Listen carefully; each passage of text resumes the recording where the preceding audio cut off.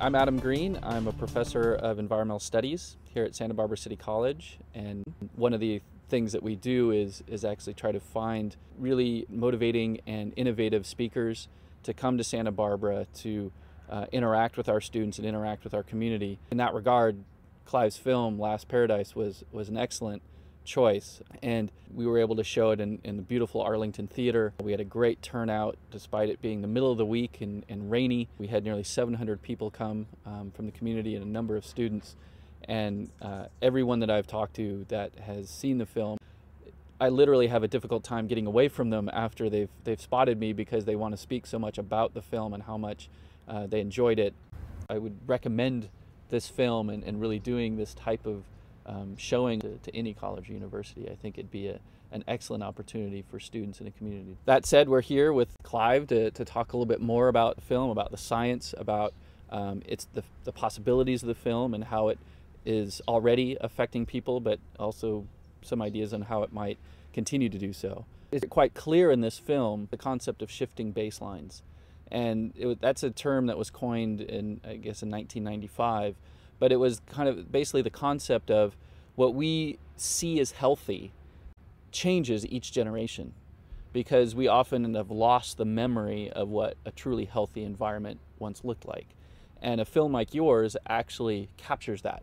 It actually shows what the environment was like. And your travels around the world that you show in the film so well, the difficulty of getting back to those places and seeing it changed so dramatically from when it was first visited may have been lost had we only left it to memory, but you captured it in film. The objective in Last Paradise film was to show experientially and evidentially that shifting baseline.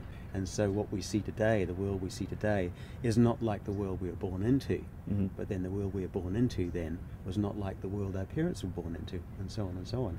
And that shifting baseline is something that we're responsible for, and we can modify, or we can turn it back the other way, mm-hmm. as you see towards the end of the film. That's what's been great about this film. I think that's what so many people were able to take away from that. Even those that lived during that time period, they found themselves recollecting back and remembering, wow, it really was different. But there's a great challenge to the students that are young now, looking back, and you try to guard against that feeling of loss. It was always filmed in an experiential way, from the perspective of the audience. You are taken on this journey right from the word go, from the opening scene. So you walk through the world in the 1950s, 1960s, and you become familiar with the way it was originally, but you also become quite impassioned about it. You fall in love with the way the world was then. And so there's awareness, but there's also a want to take it back there. We were trying to do something perhaps that was a little bit different in that respect, was to produce a very strong storyline that was not only educational but very entertaining. I think that concept of a hook in a film is very appropriate here, in the same sort of sense that students are struggling with what's going on in the world. I think they have a sense, they have an understanding that there's something not right, and that if something doesn't change significantly and soon, they're not necessarily going to have the same opportunities that their parents or their grandparents had. You know, I'm a parent myself, and I see that worry that as my child grows older, will she be able to see some of the things that I've seen? And yet they still struggle as to what exactly do they do about it, and you know, how is it that they can become involved with it. And so what I really appreciated about the way you did the film is you took the concept of, first and foremost, understand the environment, enjoy it, be a part of it. If you isolate yourself from it, if you're sitting at home behind a video screen playing video game, you've lost that connection, and that kind of disease of disconnect is something that has been so prevalent. And so really, first and foremost, I think the film just screams out, get out there, enjoy it, spend time in the world. And then the other side of it was that clear love of science, and that as this great inroad into not only doing something about the environment, but also understanding it better. So I think it's got a great power to do that. Of students seeing a film like that, I think a number of them will, that will be the lightning strike that actually creates the epiphany of, I know what I want to do now.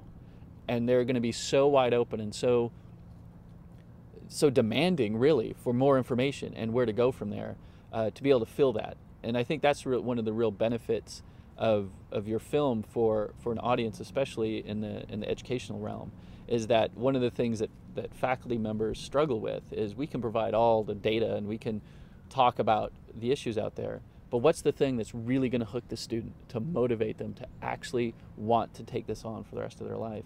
And that's what I think your film does beautifully. Yes, and that was very gratifying to see young people come out of the audience and feel excited about that, because that is the beginning of the rest of their lives.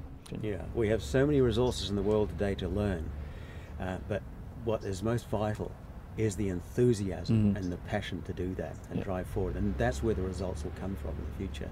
You do bring in a powerful component of the science in this. Your background is as a forensic engineer, as a physicist.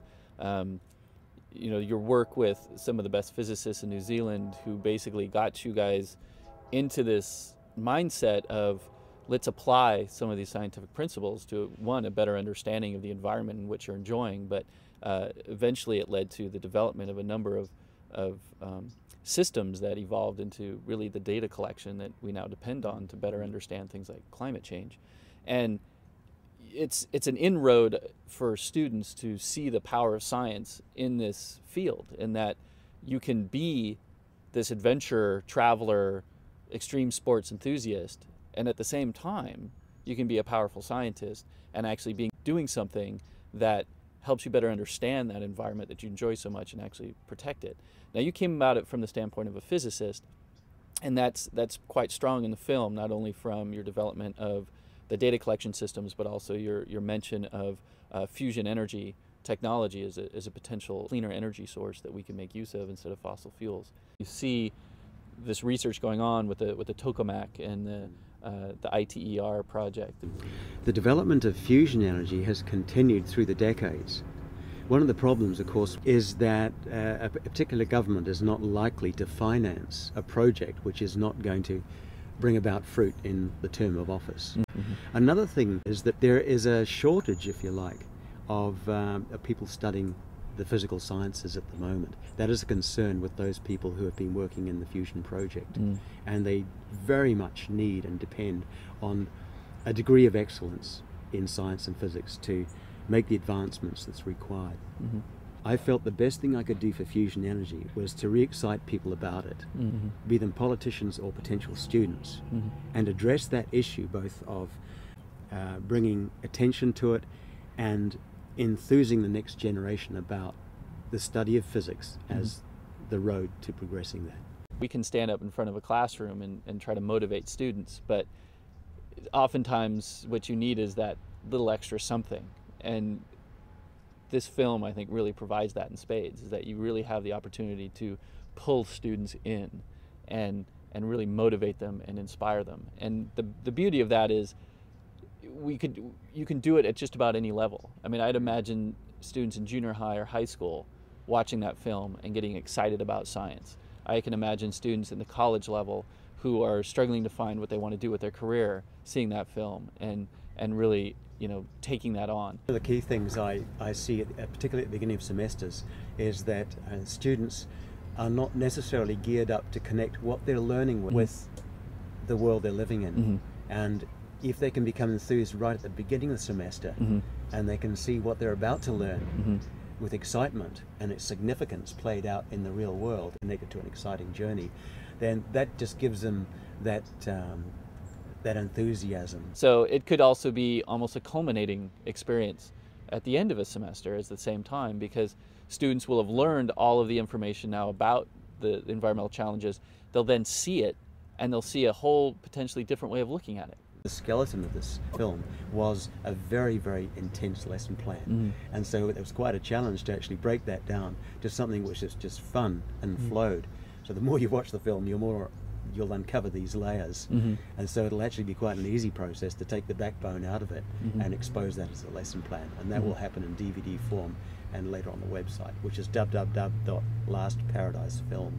So you follow that website and you'll be able to follow its screenings, hopefully more in the US and Australia and New Zealand.